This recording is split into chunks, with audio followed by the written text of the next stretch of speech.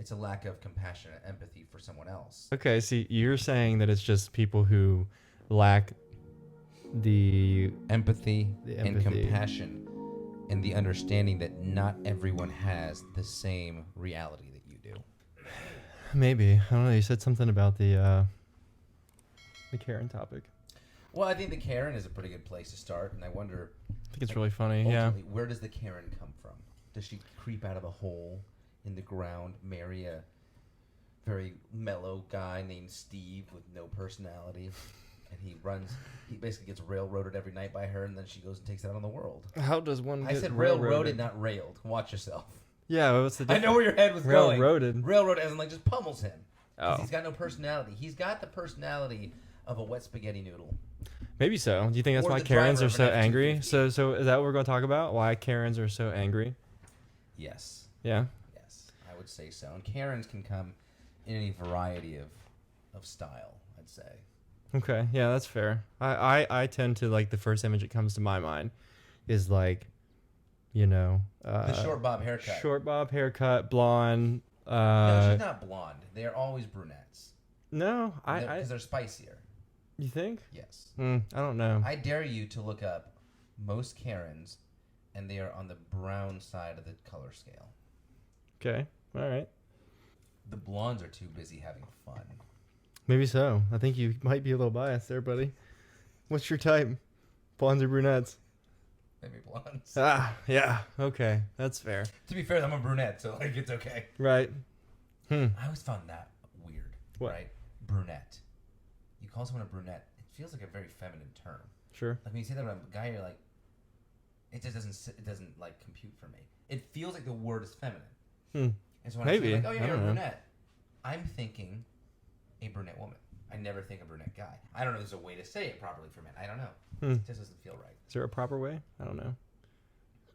I feel like we should Google it at some point. Maybe. My then- phone's recording. Where's yours? Okay.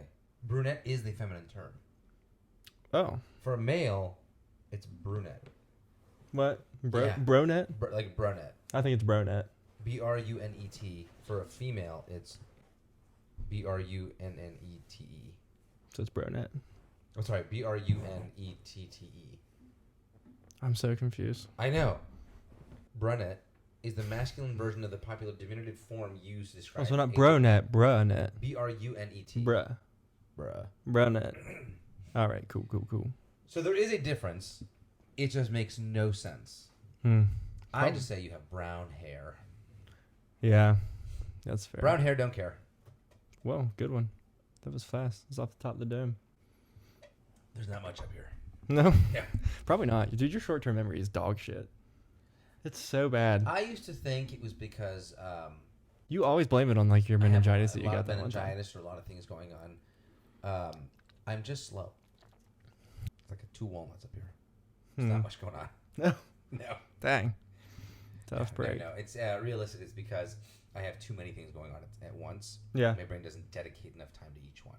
And so short-term things, there's no point in processing into long-term memory. But I like the walnuts theory. There's like one little hamster on the wheel really running after that walnut. There's not much going on, and he's really trying hard to power this whole body. But he's just one hamster. Maybe so. Back to our talk about these brunette Karens. Yeah. I don't know, man. Like sometimes, oh God, where does it stem from? I mean, you can either go funny about it or you can be really serious about it. I think if you want to be serious about where it stems from, I think it's just literally just people that have not dealt with whatever trauma or whatever hurt they have, and they are living their lives in complete belief that they are a victim in their life. In every situation, they're a victim. I disagree with part of that. Okay. I feel like most of your theories start with unhealed pain. Why else would you be mean to other people like that? Like, there's no genuine reason to be mean. There is not a good genuine reason, but there is a genuine reason. I don't think it's unhealed pain. Okay. I think it's people that have simply lost touch with the reality that there's other ways of living than just their own. And that's not a place of healing that needs fixing. It's just that, hey, I live my life in my own bubble, and I couldn't fathom that people live different lives. And that's problematic. Right. Because then you start to fall into a place of entitlement. Wait, you don't live like me? And that's where the word like privilege really starts to stem from. Well, you live a privileged life. Yeah. Right? That's the argument for a person that doesn't have the understanding there's a broader spectrum of life than just their own. Yeah, that's fair. Yeah, I would say probably a combination. That's like the serious side of it. I think the funny side of it is probably like they come sometimes out of a groundhog hole. Well, maybe, but like also just probably sometimes people that have maybe pushed someone a little too far because it was funny. You know what I mean? Like for example, like you ever seen those guys that walk around, you know, wear the vests that say like, you know, shopping cart police. They walk around and like people who just shove their carts wherever, like beside cars, anywhere but the shopping cart return. And they'll like throw a magnet, like a sticker, something on their car that says like, hey, I'm a freaking asshole because I didn't put my cart back. And people like get out of their cars furious. So they throw a magnet on their car that says I'm an asshole. Something like, yeah, but and then like they'll get out of the car, they'll tell them to get the hell away from them, and they'll be like, okay, sorry, and then they'll egg them on, they'll throw another one on their car. That's like the not so serious side of like Karens and where it stems from. I think sometimes it's just people that maybe just push people a little too far behind their threshold, which I find hilarious because like put your shopping cart back, dude. Let me tell you this. You can tell everything you need to know about a person and how much empathy they have and how much they care about others by common things like, do they put their shopping cart back? Do they use their blinkers? Like, why do you say that? Because we were talking about, like before this, we were talking about like empathy and like how people like Karens lack empathy and perspective that other people live their lives differently or that other people just exist, right? So you're saying the people that focus on doing tiny things that can make someone else's life a little easier is probably pretty indicative of the kind of person you are. Yeah, like, dude, it's just a blinker. It really inconveniences you zilch to turn on your blinker. Just let people know where you're going, especially if you're trying to like make some of the maneuvers that are a little on the tight side. You know, I agree with that. Or I find people, like I said, putting the shopping cart back. Like, oh well, there's people that's their job. Well, yeah, it's their job. But like, why the fuck make it harder? You got it. You got your cart to get your groceries. You had the convenience of getting your groceries in a cart, not having to try to carry all of them at once. Put your cart back. So here's a question for you on that one, right? There are people employed to put them back. Right. Okay. What if everyone put their carts back? No, not necessarily back, but put them in the shopping cart return. What if everyone put their shopping carts back as instructed? Would we be putting someone out of a job? No. How do you know? If that's their only job and everyone's doing it for him, he's unemployed now. Their job is to go to the shopping cart returns out in the parking lot, get them on that dolly, and put them back inside the store. Not go walk around the parking lot from one end to the other under the trees and the gravel on the edge of the parking lot where people have, you know, kind of shoved them over the curb. What if that isn't the case? Like Walmart, those outside trolleys areas, that's where they're supposed to stay too. You grab a cart from outside. You go. What if everyone put them away inside? Oh God, would he be out of a job or she? I think it's unrealistic to think that everybody would get on the same board and get on the same. But page what if and it do did that. happen? Nah, that's way. You just got someone fired. That's way left field, man. You're not going to collectively get all humans to agree to put their shopping carts back inside. Humans of Earth, we have a new challenge for you. Right. Everyone, put your shopping carts where they belong. Let's see if we can get someone unemployed. Hell yeah. We'll Venmo you $100 if you have video proof of this. Just one time-lapse video of a Walmart where you've convinced everybody to put it back inside. Everyone, put your carts away. Oh my God, what if someone does it? Great. I said $100. Yeah. I said 100, not a million. Yeah. We will limit this to the first 10 videos. Yeah, no. No. I said Our 100. budget suddenly got really big. No. Okay. But yeah, I think it's a lack of empathy and understanding. Yeah, for sure. Now, I think that lack of empathy and understanding can stem to a lot of things more than just Karens, though. I think as people, we struggle to do that empathizing. Yeah. We get lost in our bubble.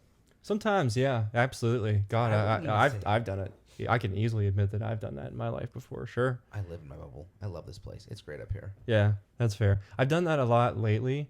Because, man, like I just, like these past couple of years, I've like dove so hard and like focused so much of my energy into myself. But like I've done it so much and I've worked on myself so much and I've been so like hell bent on just growing and like feeling better emotionally that I've had to kind of relearn how to allow for space for others in my life again. Yes. Including you.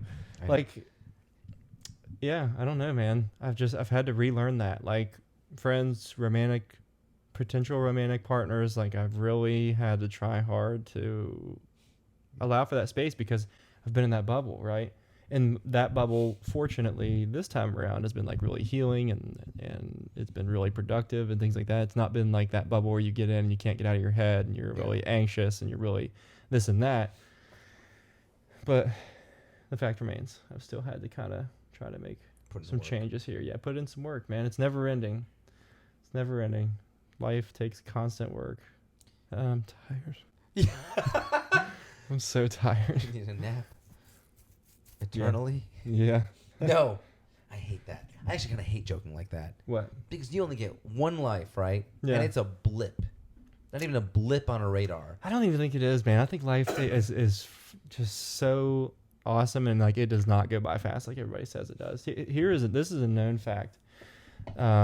Your brain will use the same neural pathways to create memories when you do the same thing over and over again. So like that's why people say when you get older, the older you get, the faster time goes. Well, that's true because one, you've been alive longer. So you've done a lot of the same things over and over again. Your brain's not going to recreate that memory with all new synapses to create that memory. It's going to use the same ones again. So when you do that, obviously, life's going to seem like it goes by faster and faster. So like, I'm not looking at it that way, but you're correct. yeah. I'm looking at it that the average person gets 75 summers. Man, when you say it that way, God, I just feel like Yeah. now I feel like I've lost the grip on my stability. Yeah. Now The average person gets 75 summers, right? Wow. And let's think about that. Those Yeah. 75 summers, the first 13 useless because you don't really remember too many of them. I remember all of my summers. Maybe. I remember a lot of my summers, mostly because every summer I used to break bones. Every summer. God, forever. I spent like a very large chunk of my youth in casts. I would say that at least my memory, though, starts at somewhere around 13, 14 years old. Like forever. Like that's it? That's where it starts? Yeah, for the most part, you don't remember a lot of your childhood. You remember like the really good highlights, but your brain doesn't really need to save them. It's there for learning, right? And then let's say your last few years, maybe the last 5, 6, so you've already lost like 18 of those summers that are not really that useful. Really? God, I have so many memories. Like even just now, I have like, I'm gonna be curious to see what my face looks like in the camera for this little segment because I went back a lot. Like I just went back in time very far. I believe it. And went through like a lot of memories very fast. I have like a few memories from my childhood, man, but they're not that important. I mean, they're great. I love them when I do remember them, but to me, they're not the thing that's going to get me to the next thing. They're there to remind me what being a child's like, but now I'm an adult. I have to focus on that, what an adult is like. And I can use some of those memories to empathize with children or when I have children so I can give them the credibility they and respect they deserve. But that's it. That's all they're there for at this point. And to remind me to, like, don't put a fork in the electrical socket. Right. You only do that twice. Twice. What? Dang. I only learned hard lessons once, man. My gosh, because all the ones that I learned the hard way. Not me! All the ones I learned the hard way, buddy, I learned the hard way. That sucked. I think this conversation is going to be a lot more than just Karen's. It's about life now. Yeah, maybe so. The truth of the matter is, man, life is short. Yeah. No matter which way you slice it, life is short. Yeah. And the stuff you choose to do with it matters. Yeah. And so I was actually reading today. It was an unpopular opinion. And this guy posts on Instagram. He goes, hey, your boyfriend, girlfriend, dating other people and doing what's best for them is not cheating versus your committed husband, wife. That's cheating. Unpopular opinion. Tell me what you think. His argument was, if you're in a relationship with somebody and you're just dating them, Right. it's not the biggest commitment in the world. And if they do go and find someone else that's better fit for them, you should be happy for them. They're doing what they're supposed to be doing. Whereas when you're in a committed relationship, being marriage, you've married them. You've made that commitment. I will no longer seek. I'm no longer on the butcher block or marketplace. So That was an interesting one. Which, when you put it in the perspective of life is short, yeah. That one gets in the gut. I don't know, man. I think we get that feeling of life is short and that FOMO because we act like everything has to be that everything has to be so permanent. Like, I'm at a point now where I'm just happy to have people in my life for as long as they're meant to be there. And my friend that told me that, like, the first time, my friend Jenna, she kind of talked about that because we're just like talking about relationships and stuff like that. And like, I've been in really serious relationships before. I've been married before, and no part of the ring or that paper that said we were married or anything made that any more serious. So, like, would I be any more or less happy for my partner to have found someone that's not me, that's better for them if we were dating versus if we were married? I don't really see much of the difference. And I just don't necessarily, like, I think that plays kind of a part of what makes life feel so short and make us feel like we have to race to get all of these, like, milestones of being married and get this house and have these kids. And, like, because we know we want kids, but, like, fuck, life's so short. I'm 30, I'm 28. I wanted to have, 2 kids by now, or I wanted to be done having kids. Well, fuck, no wonder your life seems so short. No wonder. Well, you're in a constant scramble to get all these things done and to do all these things and to put all of these labels or, like, these terms of how long this thing or that thing should last, when, like, in reality at this point I'm just happy to have people in my life for as long as they're supposed to be there. Maybe people have a hyper awareness of what their time really means to them, though. So I would say hyper awareness would be very appropriate. I don't think it's fair to be like, it's not that short. You're wrong. Like, no, maybe they just really understand, hey, I only have so much time and I really want to get stuff done. Yeah. Which I can totally empathize with, right?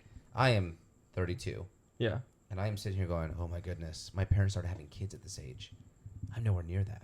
They started or they were done? Started. Okay. That's pretty cool. That's I would consider that later, like, comparatively. Like, my parents were 21? No, 22. I really love the fact that I'm 32 and I feel great. Yeah. Yeah, for sure, I've man. seen a lot of people. But you look better than most, like, 30-year-olds, 32-year-olds. I feel like I'm 25. Yeah. I feel like I still fall sometimes, goofing around, and, like, boom, bounce right back up. Right. There's rare moments where I fall so hard, I'm like, nope, I'm staying here for a minute. Yeah. Yeah. And I definitely don't do that around my dog anymore either. Oh, I do that now. Why don't you do it around I just realized what you just said. Why do you not do it around your dog anymore? I have 2 dogs. They're both sweethearts. I was goofing off with them one day, and one time I slipped and I fell and I landed hard. It was a flat pancake, kind of smacked to the floor. Right. And pancake, not a waffle? No, there was no waffle, and that was a full on. No, French toast? Nope. Flat smacked right to the floor. What do you like better? Pancakes. Really? French toast than waffles. Wow. At least you put French toast second, not third. I probably would have cut the podcast right here if you would have said. I don't blame you. Pancakes and French toast. I mean, I'll take French toast more sometimes. Yeah. They vary. That's fair. Yeah, I go back and forth. It's a toss-up between pancakes and waffles. Yeah. Waffles are just too hard on my palate.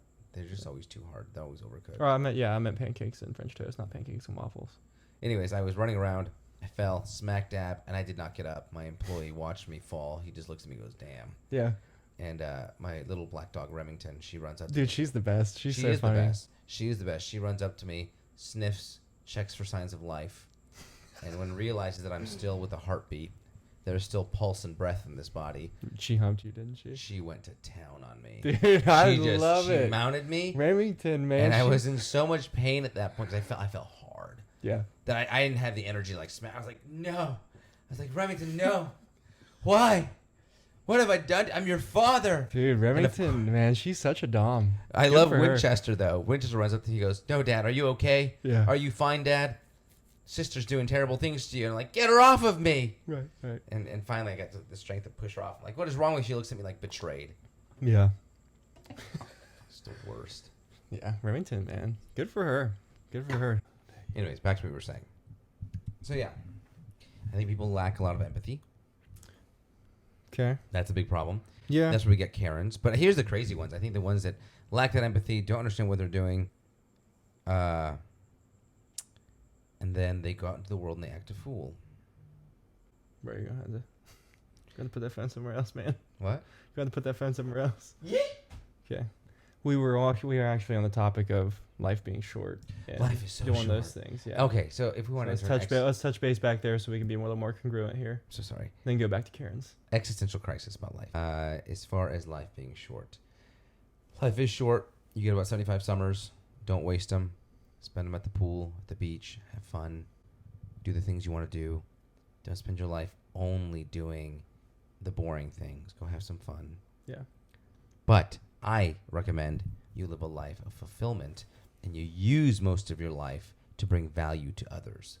It makes your life longer, and that's what builds a legacy. Yeah, fuck a legacy, honestly, man. That's where you and I differ. I love that, like, we agree on so many things, but man, we differ hard. Like when we don't agree, we like are polar opposite. I bet you disagree. I can convince you. Well, I have an idea of what you think. No, we disagree on you don't care about a legacy. I would not prioritize the idea of building up things to leave a legacy.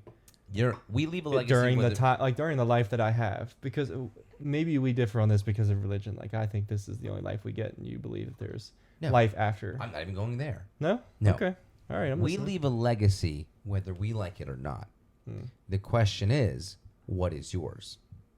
And I would argue that if you devote your life to providing more value than you receive to people, the legacy you leave is how you made people feel, and that typically is good or valued.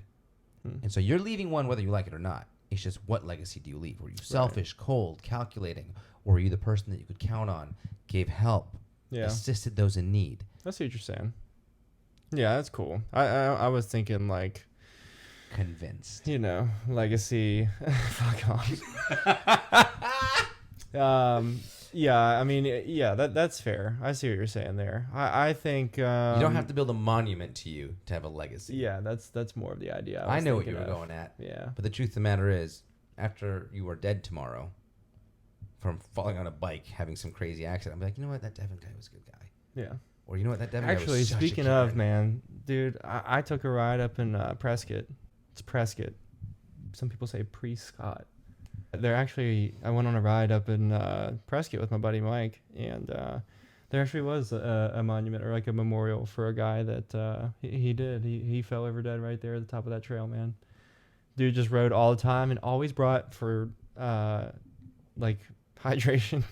He brought a tall Michelob, just a fucking pounder of Michelob. Always brought one and drank it in that spot, and he pedaled to the top of that hill. This is the story from Mike. He pedaled to the top of that hill and fell over dead right there. And now there's like a little sign that said the end of, I think his name is Dave, end of Dave's ride. And there's a beer can there waiting for it. It's a full beer. Pretty cool. That's how I want to go. I want to go ride my mountain bike or having sex. Something cool. You know what I mean? Like, I don't want to be like, speaking of life, let me pause. I don't want to end it. One. Okay. I've come close to dying that way. I remember you telling this story. And, let me tell you right now. It's terrifying for both of you. No, I believe that. I believe that. Like, if you have any care for that woman, I don't think you want to traumatize her in that fashion. No, I don't think so. Because I've thought about it. I thought that's hilarious to say until you realize she has to live with he died inside of me. Oh, God. Yes. Oh. Yes, and then they're literally called in the death throes as the body starts to convulse in death. Yes. Damn, the death throes? Yes. And so this person, this woman can actively, prominently say, it was so good I killed him. But what her thoughts are most likely going to be, which therapist will accept me because I can't have sex again? Right. Wow. Yeah. I wouldn't. I thought it was hilarious until it nearly happened to me. Yeah. Yeah, maybe that would be bad. Maybe I don't want to traumatize somebody. You're just traumatizing a soul that has to continue on after you. Right. Hopefully, like, it would be, there's just no way to make that okay, is there? No. And I want to make it okay, but there isn't a way, man. Well, what if we, like, both died? What if we just both we just both nutted, and then we both die? So what you're saying is realistically, The building collapsed because you were doing it during an earthquake, most likely. Maybe. Yes. Remember that movie? What's it called? The Notebook. Don't they die together? Don't they die I've together in the not hospital? seen The Notebook. I've been told to watch it numerous You times. uncultured swine. I know. Dude, I'm honestly, sorry I have not watched the latest romantic movie with Ryan Gosling, but yes. God, I honestly, romantic movies are like just tearjerker movies like that. Kind of my favorite. There's another one. I've got one. There's two. The Notebook, whatever. That honestly, I wasn't impressed. It's gonna hurt a lot of people's feelings, but Stuck in Love and The Fault in Our Stars. God, amazing. I know nothing about those movies. You should watch. But I have both. one. Okay. Just one. Okay. Safe Haven. Safe Haven. I feel like I remember that name. Nicholas Sparks' book. It's got Josh Duhamel, and it might be one of my favorite actresses. I'm forgetting her name right now. Yes, I don't know actresses or actors enough. Oh God, I'm just like in love with her. It's irrelevant. It's. You're in love with everybody, man. I am not in love with anyone. You were in love with a lot of celebrities. No. She's just pretty, and I think her personality in the movies, her character she plays are pretty. She's just so pretty. I can't do it. That's all it takes. I think I'm like a 7-year-old. Yeah. Infatuated. No, just kind of confused when you meet a pretty woman for the first time. Oh. I don't know what to do. Yeah. You freeze up? You get like shy, nervous? No. I'm too dead inside for that at this point. Oh my God. Yeah. Okay. For sure. When you realize that every attractive person is annoying to some extent, you're just like, it's nice to meet you. No matter how attractive you are, yeah, you're still annoying to some extent. You're still human. But back to beautiful women. Yeah, I'm just no longer impressed by women's looks so much. Like, yes, you can appreciate a beautiful woman, but it's not one of those things. Pretty God. No, it's. How are you going to ruin my life? Oh God. Sometimes I still do that. It depends. Or the better question is, how am I going to ruin yours? Oh gosh, wow. We need to have a podcast therapy session for Fareed. This is therapy. It is kind of nice, honestly. I like talking about stuff out loud. Because I feel like, like earlier in the episode we were talking about being in your own bubble. Sometimes it's nice to not be. Even though like my bubble lately has been like super positive, healing, things like that. It's still nice to be outside of it. It's still nice to have that human connection. My man. I live up here. It's fantastic. Is it? It's great. Is it? It's so good in here. I feel like up there is like parking at the end of the Walmart parking lot sometimes in the middle of summer, and you have to walk to the front door, and then when you get to the front door, you realize it's locked. You have to walk to the other one, and now maybe that's your brain. My God, man, my brain is more like entering the most incredible theme park with a Wonderland. Ooh. And what is it? A wonder. Like, have you seen? Like what kind of theme park though? Are we talking like Kennywood in Pittsburgh, PA? No, we're talking like or are we talking like Disneyland? Yeah, or Universal Studios. Hershey and then Park? we have Area 15, all in one place. Area 15. It's this place in Las Vegas. It's not supposed. It's supposed to be the opposite of Area 51. Oh. So Area 15. That's a good one. Nice. It's very cool. Nice. And it's just wonder in here. It's constantly, there's things moving, there's gears turning, it's exciting. Sometimes the cogs get caught up on something. I have to send the repairman to go fix it. It's awesome in here, man. I'm never bored.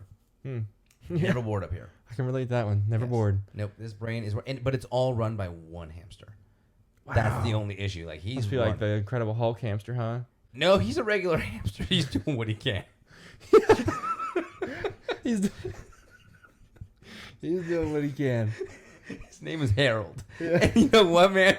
Harold really tried. You look like you would have an alter ego named Harold. Honestly, that fits so well. No, it's just the shirt. I don't like the name Harold, but the hamster's great. It's just the shirt. Are you sure? It's just the shirt, man. I think it's a lot of things. It's the hair. It's the lack of tattoos. It's the shirt. Don't do this to me. Your Harold's boring. My Harold? What do you mean? My Harold is a hamster, and he's fine. You would name a hamster Harold. People named Harold. I haven't had a good experience with one yet, but the hamsters are fine. I don't know many Harolds. One. I've had one Harold in my life, and I was glad to see him go. He was a terrible mechanic. Ah. And Yeah, he Harold really mechanic. tried to sell it on me that he was a mechanic. And he would sit there like he was on crack every single day working on this vehicle. Yeah. I gave him one job, man. He would feverishly work on this car. And how do I explain it? It's like watching a monkey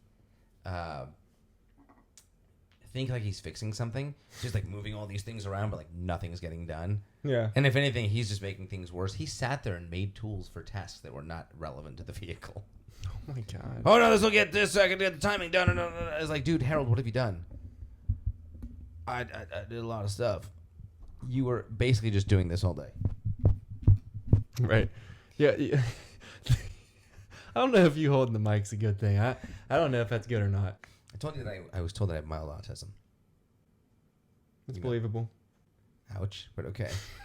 It took real doctors to figure that out, but okay. And weeks of testing, but whatever. You looking at me like I met you twice. Autism. Well, I met you the first 30 seconds. I was like, oh, where on the spectrum? Not positive yet, but he's on there. He's there. He's there. He's coloring. Yeah. Not between the lines here, but okay. But yes, I am on the spectrum. And I've also had bouts where they tried to diagnose me with narcolepsy. Oh. That was a fun one. So check this out, right? All right. So the doctor's like, you have narcolepsy. Take these pills. So how did he become, like, how did they I was like, hey, man.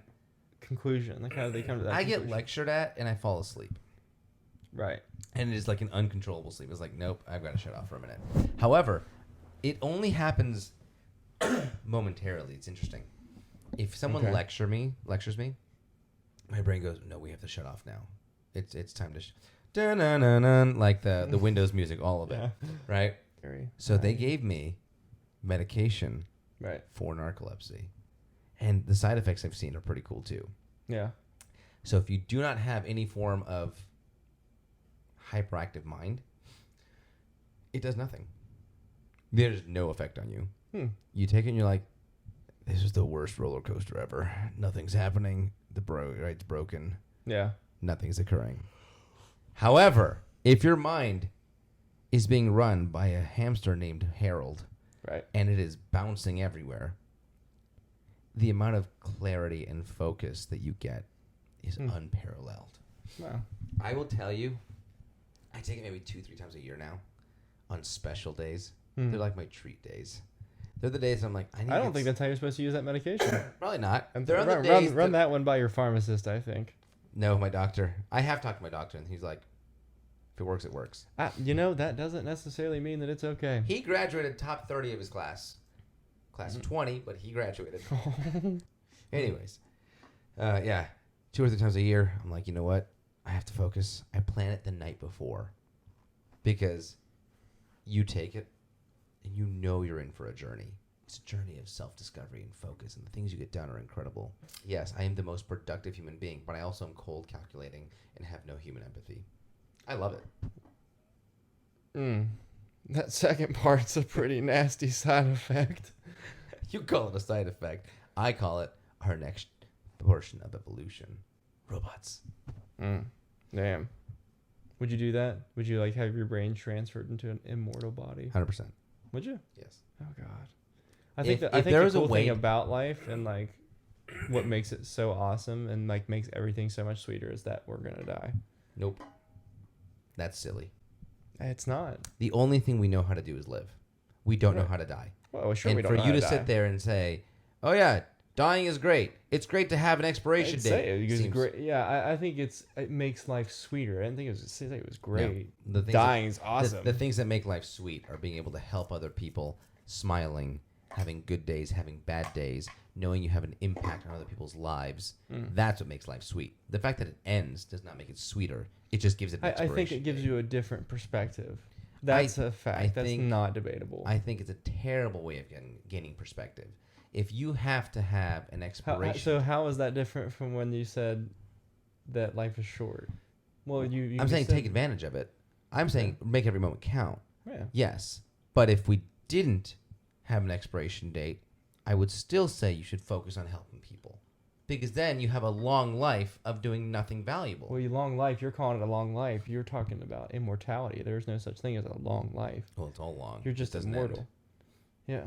I'm just saying, And to be fair, I couldn't argue for a point of immortality because I couldn't understand that concept. Right. But assuming a long life, right, I would say still focus on being an awesome human being to those around you, bring value, love others, and just be good. Be good. How hard is that? Be good to other people. It's tough. Yes. It's tough for a lot. Why? We're just human, man. You know, we're flawed. We have a hard time, you know? I think the concept of saying, hey, I've had a rough time. Yeah. I understand what that's like. Let me make sure someone else's life is not that hard. Should not be a concept that's not universal. It should be a terribly universal concept. Fair enough. Yeah. And if that's not universal, then I think you're one of those sheltered people that need to really dig deep and come out of your shell. Yeah. And that's where Karens are born, ladies and gentlemen. Damn, we tied that in real nice. Good on you. I think it's because you held the mic this time. Noodles. I got like 3 of them up there. Yeah? Smooth brain? Or wet spaghetti noodles. No, there's no smooth brain up there. There's 3 spaghetti noodles. They're just tangled up. That's wrinkles. That means there's wrinkles. There's folds in there. Yep, there's folds. Nice. Sick. Yeah. Spaghetti sounds nice as fuck. You're hungry?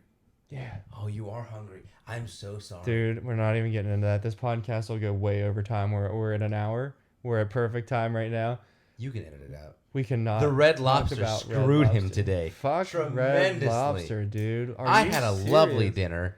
No, you didn't. You didn't. You had a frozen. They took frozen shrimp that were made in a few different ways, and they deep fried them, and then they brought them out to you.